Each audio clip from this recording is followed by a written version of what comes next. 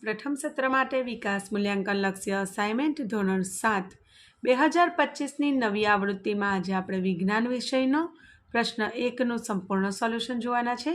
તે પહેલાં ફ્રેન્ડ્સ, જો તમે આપણી ચેનલ પર નવા હોય, હજુ સુધી તમે આપણી ચેનલને સબસ્ક્રાઈબ ના કરી હોય તો આવા ઉપયોગી વિડીયો મેળવવા માટે ચેનલને જરૂરથી સબસ્ક્રાઈબ કરી લેજો અને તમારા ફ્રેન્ડ્સ સાથે પણ વિડીયોને શેર કરજો। તો ચાલો ફ્રેન્ડ્સ, આપણે સોલ્યુશન સ્ટાર્ટ કરીએ। તો પ્રશ્ન 1નો અ છે, નીચેના દરેક પ્રશ્નના ઉત્તર માટે આપેલા વિકલ્પોમાંથી સાચો વિકલ્પ પસંદ કરો। તો એમાં 12 માર્ક્સનું છે।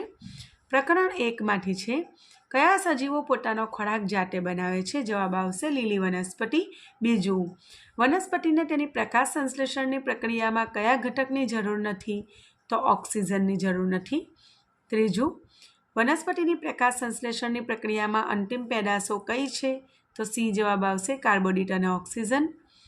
ચોથું, વનસ્પતિ વાતાવરણમાંથી કાર્બન ડાયોક્સાઇડ મુખ્યત્વે શાના દ્વારા લે છે? તો પર્ણ દ્વારા।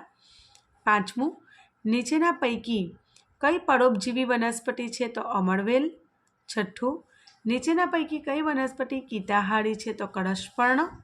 સાતમું, નીચેના પૈકી કઈ મૃતોપજીવી વનસ્પતિ છે? તો ફૂગ જવાબ આવશે। પહેલો પ્રશ્ન, મુખ ગુહામાં ખોરાકના કયા ઘટકના પાચનની શરૂઆત થાય છે? જવાબ આવશે મુખ ગુહામાં સ્ટાર્ચના પાચનની શરૂઆત થાય છે। બીજું, જીભનું ટેરવું કયો સ્વાદ જલ્દી પારખે છે? તો ગળ્યો સ્વાદ જલ્દી પારખે છે। આગળ જોઈશું। તો ત્રીજું, જઠરમાં શાનું અંશતઃ પાચન થાય છે? તો પ્રોટીન જવાબ આવશે। પિત્તરસ ક્યાં ઉત્પન્ન થાય છે? તો યકૃતમાં। પાંચમું, લિપિડ એટલે કે ચરબીનું સંપૂર્ણ પાચન શામાં થાય છે? તો જવાબ આવશે નાના આંતરડામાં।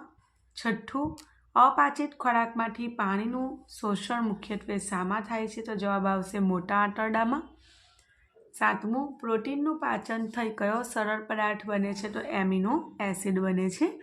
આગળ ચેપ્ટર 3, એમાં પહેલું, લેબોરેટરી થર્મોમીટર પર તાપમાન દર્શાવતા આંક ક્યાંથી ક્યાં સુધી હોય છે?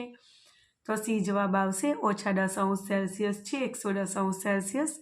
બીજું, તંદુરસ્ત મનુષ્યના શરીરનું સામાન્ય તાપમાન કેટલું હોય છે? તો 37°C। ત્રીજું, કયો પદાર્થ ઉષ્મા વહનની રીતથી ગરમ થાય છે? તો લોખંડ।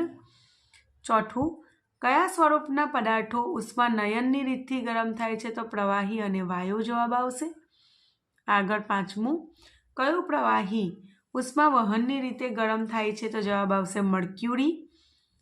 છઠ્ઠું, સૂર્યની ગરમી આપણા સુધી ઉષ્માના પ્રસરણની કઈ રીતથી પહોંચે છે? તો ઉષ્મીય વિકિરણ। સાતમું, કયા રંગની વસ્તુ ઉષ્માનું શોષણ સૌથી વધુ પ્રમાણમાં કરે છે? તો કાળા રંગની વસ્તુ। આગળ ચેપ્ટર 4માંથી પહેલું, નીચેના પૈકી કયું બેઝિક દ્રાવણ છે? તો સાબુનું દ્રાવણ। બીજું, નીચેના પૈકી કયું તટસ્થ દ્રાવણ છે? તો ખાંડનું દ્રાવણ। ત્રીજું, નીચેના પૈકી કયો પદાર્થ ક્ષાર છે? તો મીઠું। ચોથું, લીંબુનો રસ કયા પ્રકારનો પદાર્થ છે? તો એસિડ। પાંચમું, ગ્લુકોઝ કયા પ્રકારનો પદાર્થ છે? તો તટસ્થ। છઠ્ઠું, તટસ્થીકરણની પ્રક્રિયામાં વપરાતા ફિનોલ્ફથેલિનના દ્રાવણનું શું કાર્ય છે? તો સૂચક તરીકેનું। સાતમું, જાસૂદના ફૂલનું સૂચક બેઝ સાથે કયો રંગ આપે છે? તો લીલો રંગ આપે છે। આગળ પ્રકરણ 5માંથી પહેલું, નીચેના પૈકી કયો ભૌતિક ફેરફાર છે? તો પાણીની વરાળ થવાની ક્રિયા। બીજું, નીચેના પૈકી કયો રાસાયણિક ફેરફાર છે? તો દૂધનું દહીં થવું। ત્રીજું, નીચેના પૈકી કયો ફેરફાર ભૌતિક ફેરફાર નથી? તો લોખંડનું કટાવવું એ રાસાયણિક ફેરફાર છે, ભૌતિક નથી। આગળ જોઈએ। ચોથું, ફટાકડાનું ફૂટવું એ કયા પ્રકારનો ફેરફાર છે? તો રાસાયણિક ફેરફાર। પાંચમું, મીનનું પીગળવું એ કયા પ્રકારનો ફેરફાર છે? ભૌતિક ફેરફાર। છઠ્ઠું, બેકિંગ સોડાના દ્રાવણને વિનેગર સાથે મિશ્ર કરતા કયો વાયુ ઉત્પન્ન થાય છે? તો કાર્બન ડાયોક્સાઇડ। સાતમું, વિનેગરમાં કયો એસિડ રહેલો હોય છે? તો એસિટિક એસિડ। પ્રકરણ 6માંથી જોઈ લઈએ। તો પહેલું, નીચેનામાંથી કયું સજીવ માત્ર અજારક શ્વસન કરે છે? તો યીસ્ટ। બીજું, ઉચ્છ્વાસ દરમિયાન પાંસળીઓ, તો બી જવાબ આવશે નીચે તરફ જાય છે। આગળ ત્રીજું, આરામદાયી સ્થિતિમાં પુખ્ત વયની વ્યક્તિમાં 1 મિનિટમાં શ્વસન દર કેટલો હોય છે? તો બી જવાબ આવશે 15 થી 18 જેટલો. ચોથું, ભારે કસરત દરમિયાન પગના સ્નાયુઓ ખેંચાઈ જાય છે કારણ કે તેમાં લેક્ટિક એસિડનો ભરાવો થાય છે. એવો જવાબ આવે. પાંચમું, અળસિયું શાના દ્વારા શ્વસન કરે છે? તો ભીની ત્વચા. છઠ્ઠું, વંદામાં શાના દ્વારા હવા શરીરની અંદર પ્રવેશે છે? તો શ્વસન છિદ્ર. સાતમું, માછલી શાના દ્વારા શ્વસન કરે છે? તો ઝાલર જવાબ આવે. આગળ જોઈ લઈએ. તો પ્રશ્ન 1નો બ છે એમાં વ્યાખ્યાઓ છે, એના જવાબ આપણે જોઈ લઈશું. પ્રશ્ન 1નો બ, પહેલી વ્યાખ્યા છે પોષક તત્વો.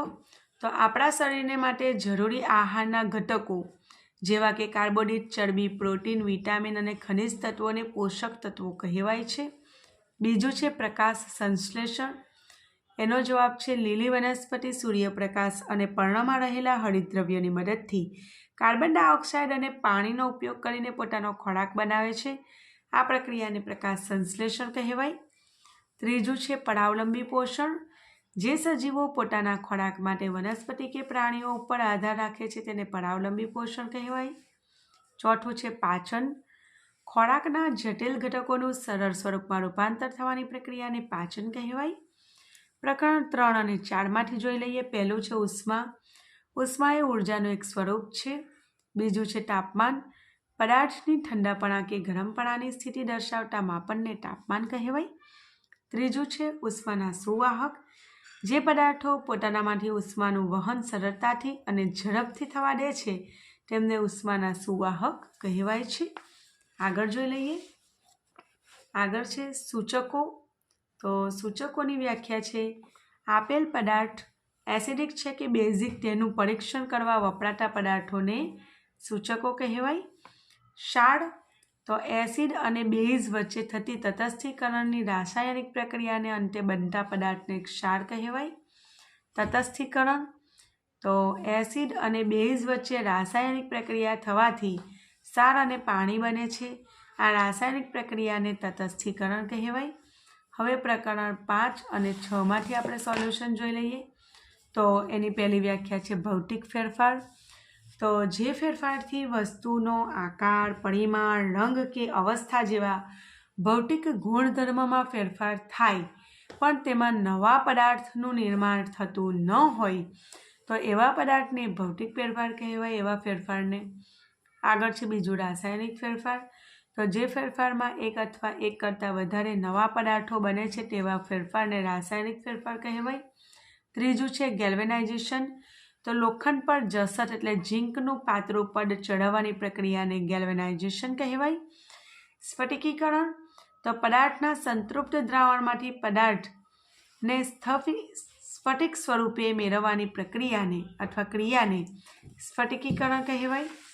આગળ છે કોષીય શ્વસન. તો કોષમાં ખોરાકના કણને તોડીને ઉર્જા મુક્ત કરવાની પ્રક્રિયાને કોષીય શ્વસન કહેવાય. છઠ્ઠું છે જાળક શ્વસન. ઓક્સિજનની હાજરીમાં થતા શ્વસનને જાળક શ્વસન કહેવાય. અને શ્વસન દર.